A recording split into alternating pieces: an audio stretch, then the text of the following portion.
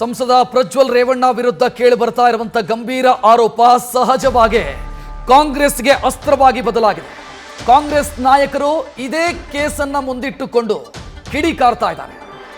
ಇಡೀ ರಾಜ್ಯವೇ ತಲೆ ತಗ್ಗಿಸುವಂತ ಘಟನೆ ಇದು, ವಿಚಾರ ಇದು ಅಂತ ಡಿ.ಕೆ. ಶಿವಕುಮಾರ್ ಪ್ರತಿಕ್ರಿಯಿಸಿದ್ದಾರೆ.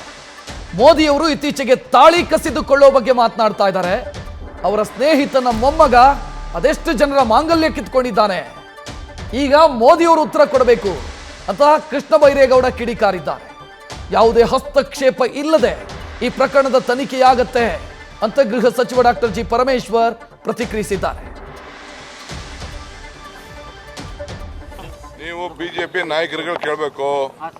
ಬಿಜೆಪಿ ನಾಯಕರು, ಬಿಜೆಪಿ ಎಂಪಿಗಳು ಶೋಭಕ್ಕಂಗೆ, ಯಡಿಯೂರಪ್ಪನವ್ರಿಗೆ, ವಿಜಯೇಂದ್ರಂಗೆ, ಕುಮಾರಣ್ಣಂಗೆ, ಗೌಡ್ರಿಗೆ ಅವ್ರಿಗೆ ಹೋಗಿ ನೀವು ಕೇಳಿ ಉತ್ತರ ಹೇಳಬೇಕು. ನಮ್ಗೆ ಕೇಳಿದ್ರೆ ಏನು ಹೇಳೋಣ ನಾವು? ಯಾಕೆ ಬಾಯಿ ಬಿಡ್ತಾ ಇಲ್ಲ? ಎಲ್ಲೆಲ್ಲ ಬಾಯಿ ಬಿಡ್ತಾರೆ, ಎಲ್ಲೆಲ್ಲ ಟ್ವೀಟ್ ಮಾಡ್ತಾರೆ, ಎಲ್ಲರೂ ಮಾಡ್ತಾರೆ. ಅವ್ರಿಗೆ ಈ ರಾಜ್ಯದ ಇದಲ್ವಾ ಇದು? ಏನು ಆರ್ಡಿನರಿ ಮನುಷ್ಯ ಇದು? ಈ ದೇಶದಕ್ಕೊಬ್ಬ ಸಂಸತ್ ಸದಸ್ಯರ ವಿಚಾರ ಇದು. ಸಂಸತ್ ವಿಚಾರ, ಮಾಜಿ ಮಂತ್ರಿಗಳ ವಿಚಾರ, MLA ಗಳ ವಿಚಾರ. ಇದು ಯಾರಾಗ್ರೇನು ಅವರು ಉತ್ತರ ಕೊಡಬೇಕು. ನಾವೇನು ಉತ್ತರ ಕೊಡೋಣ?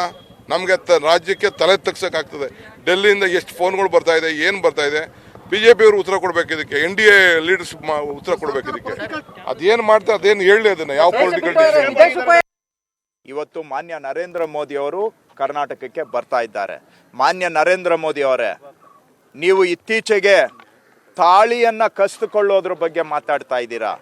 ಇವತ್ತು ಯಾರನ್ನ ನೀವು ಆಲಿಂಗನ ಮಾಡಿದ್ದೀರಿ? ಮಾನ್ಯ ದೇವೇಗೌಡರ ಮೊಮ್ಮಗನೇ ಅದೆಷ್ಟು ಮಹಿಳೆಯರ ತಾಳಿಯನ್ನ ಕಿತ್ಕೊಂಡಿದ್ದಾನೆ?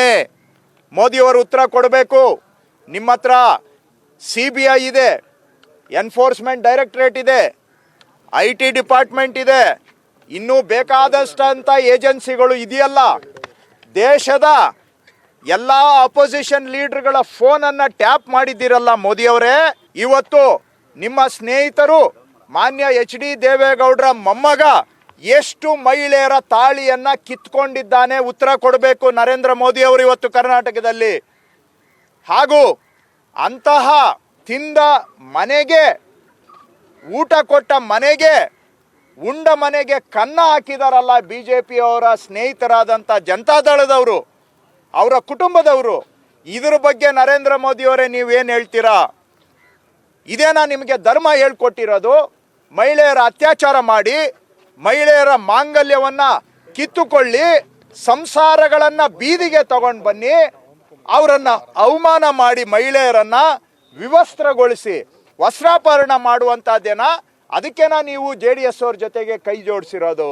ಹಾಗಾಗಿ ಇದರಲ್ಲಿ ಸಮವಾದಂತ ಪಾಲು ನರೇಂದ್ರ ಮೋದಿಯವರ ಹತ್ರನೇ ಬಂದು ನಿಲ್ಲುತ್ತೆ. ಮಾನ್ಯ ನರೇಂದ್ರ ಮೋದಿ ಅವರು ಉತ್ತರ ಕೊಡಬೇಕು. ಮಹಿಳಾ ಆಯೋಗದವರು ಪತ್ರ ಬರೆದಿದ್ದಾರೆ ಸರ್ಕಾರಕ್ಕೆ. ಆ ಆಧಾರದ ಮೇಲೆ ಸರ್ಕಾರ ಈಗ ತೀರ್ಮಾನ ಮಾಡಿದೆ, ಅದನ್ನು ಒಂದು ಸ್ಪೆಷಲ್ ಇನ್ವೆಸ್ಟಿಗೇಷನ್ ಟೀಮ್ ಮಾಡಬೇಕು ಅಂತೇಳಿ ತೀರ್ಮಾನ ಮಾಡಿದೆ. ಮುಂದೆ ಏನು ತನಿಖೆಯಲ್ಲಿ ಏನು ವರದಿ ಬರುತ್ತೆ ನೋಡಿ ಅದನ್ನು ಆಧರಿಸಿ ಕಾನೂನು ಪ್ರಕಾರ ಏನು ಕ್ರಮ ತಗೊಳ್ಬೇಕು ಅದನ್ನು ತಗೊಳ್ತಾರೆ. ಅಲ್ಲ, ಅದು ವೆರಿಫಿಕೇಷನ್ಸ್ಗಳು ಮತ್ತೊಂದೆಲ್ಲ ಮಾಡಬೇಕಲ್ಲ. ಈಗ ಅವರು ಆಯೋಗದವರಿಗೆ ಆ ಮಹಿಳೆಯರು ಕಂಪ್ಲೇಂಟ್ಗಳು ಕೊಟ್ಟಿದ್ದಾಗಿದೆ. ಆ ಆಧಾರದ ಮೇಲೆ ಆಯೋಗದವರು ಪತ್ರ ಬರೆದಿದ್ದಾರೆ ಸರ್ಕಾರಕ್ಕೆ. ಗೊತ್ತಿಲ್ಲ, ಪ್ರೊಸೀಜರು, ಲೀಗಲ್ ಪ್ರೊಸೀಜರ್ಸ್ ಏನು ಮಾಡ್ತಾರೆ ಅದನ್ನು ಮಾಡ್ತಾರೆ. ಈ ಮಧ್ಯದಲ್ಲಿ ಅವರು ದೇಶ ಬಿಟ್ಟು ಹೋಗಿದ್ದಾರೆ ಅಂತೇಳಿ ಸುದ್ದಿ ಬಂದಿದೆ. ಆಗ ಅದು ಏನು ಮುಂದಕ್ಕೆ ಯಾವ ರೀತಿ ಕಾನೂನು ಪ್ರಕಾರ ಏನು ಕ್ರಮ ತಗೊಳ್ಬೇಕು ಅದನ್ನು SIT ಅವರು ತಗೊಳ್ತಾರೆ. ಆ ರೀತಿ ಹೇಳಿದ್ದಾರೆ ಅವರು. ಅದರ ಆಧಾರದ ಮೇಲೆ ಈಗ ಸರ್ಕಾರ ತೀರ್ಮಾನ ಮಾಡಿದೆ. ಯಾವುದು SIT ಅಧಿಕೃತವಾಗಿ ಅಫಿಷಿಯಲಿ ಇನ್ನೊಂದು ಅರ್ಧ ಗಂಟೆ ಎಲ್ಲ ಆಗುತ್ತೆ. ಈ ಪ್ರಜ್ವಲ್ ರೇವಣ್ಣ ಅವ್ರನ್ನ ಈಗ ಹುಡುಕಾಟ ಅಥವಾ ಏನಾದರೂ ಕರೆತರುವಂಥದ್ದು ಅದು ಒಂದು ಸಾರಿ SIT ನಾವು ಇದನ್ನು ವಹಿಸ್ಕೊಟ್ಟ ಮೇಲೆ SIT ಅವ್ರು ಏನು ತೀರ್ಮಾನ ಮಾಡ್ತಾರೆ ಅದು ಅವರಿಗೆ ಬಿಟ್ಟಿದ್ದು, ನಾವು ಅದಕ್ಕೆ ಇಂಟರ್ಫಿಯರ್ ಆಗಕ್ಕೆ ಹೋಗೋದಿಲ್ಲ. ವಿದೇಶಕ್ಕೆ ಹೋಗಿರೋದ್ರಿಂದ ಸಹಜವಾಗಿ ಅದೆಲ್ಲವನ್ನು ಕೂಡ SIT ಅವರೇ ಮಾಡಬೇಕಲ್ವಾ. ಅವ್ರನ್ನ ಒಂದು ವೇಳೆ ಅವ್ರು ಹೋಗಿದ್ದಾರೆ ಅಂತ ಗ್ಯಾರಂಟಿ ಆದರೆ ಅವ್ರನ್ನ ವಾಪಸ್ ಕರ್ಕೊಂಡು ಬರೋದಕ್ಕೆ ತನಿಖೆ ಯಾವ ರೀತಿ ಮಾಡಬೇಕು ಅದೆಲ್ಲ ಅವ್ರು ಮಾಡ್ಕೊಳ್ತಾರೆ. ನಾವೇನು ಅವರಿಗೆ ಹೀಗೆ ಮಾಡಿ ಹಾಗೆ ಮಾಡಿ ಅಂತ ಹೇಳೋದಿಲ್ಲ. ಒಂದು ಸಾರಿ SIT ಒಬ್ಬ ಹಿರಿಯ ಪೊಲೀಸ್ ಅಧಿಕಾರಿ ನೇತೃತ್ವದಲ್ಲಿ ಮಾಡ್ತೇವೆ. ಈಗ ಬಹುಶಃ ಇನ್ನೊಂದು ಗಂಟೆಯಲ್ಲಿ ಆರ್ಡರ್ ಇಶ್ಯೂ ಮಾಡ್ತೀವಿ. ಸಂತ್ರಸ್ತ ಮಹಿಳೆಯರು ತಮ್ಮನ್ನ ಸಂಪರ್ಕಿಸುವಂಥದ್ದು, ತಮ್ಮ ಜೊತೆ ನೋವನ್ನು ಇಲ್ಲ, ನನಗೆ ಯಾರು ನಾವೆಲ್ಲ ಚುನಾವಣೆಯಲ್ಲಿ ಬ್ಯುಸಿ ಇದ್ವಲ್ಲ, ನಮಗೆ ಯಾರು ಸಂಪರ್ಕ ಮಾಡಿಲ್ಲ. ಮುಖ್ಯಮಂತ್ರಿಗಳಿಗೆ ಆಯೋಗದವರು ಪತ್ರ ಬರೆದಿದ್ದಾರೆ, ಅಧ್ಯಕ್ಷರು. ಆಮೇಲೆ DG ಅವರಿಗೆ ಪತ್ರ ಬರೆದಿದ್ದಾರೆ ಅವರು. ಸೊ ಹಾಗಾಗಿ ಈಗ ಅದರ ಆಧಾರದ ಮೇಲೆ ನಾವು SIT ಹೌದು, ಸರ್ಕಾರ ಇದನ್ನು ಭಾಳ ಗಂಭೀರವಾಗಿ ತೆಗೆದುಕೊಂಡಿದೆ. ಅದಕ್ಕೆ ಸ್ಪೆಷಲ್ ಇನ್ವೆಸ್ಟಿಗೇಷನ್ ಟೀಮ್ ಮಾಡ್ತಾ ಇರ್ತಕ್ಕಂಥದ್ದು. ಇಲ್ಲಾಂದರೆ CID ಒಳಗಡೆ SIT ಮಾಡುವಂಥದ್ದು ಅದು ಇದೀಗ ಅನೌನ್ಸ್ ಮಾಡ್ತೀವಿ. ಹಿರಿಯ ಪೊಲೀಸ್ ಅಧಿಕಾರಿಗಳ ಜೊತೆ ಅವರ ನೇತೃತ್ವದಲ್ಲಿ ಮಾಡ್ತೇವೆ. ಅದು ಯಾರು ಅನ್ನೋದನ್ನು ಇನ್ನೊಂದು ಅರ್ಧ ಗಂಟೆ.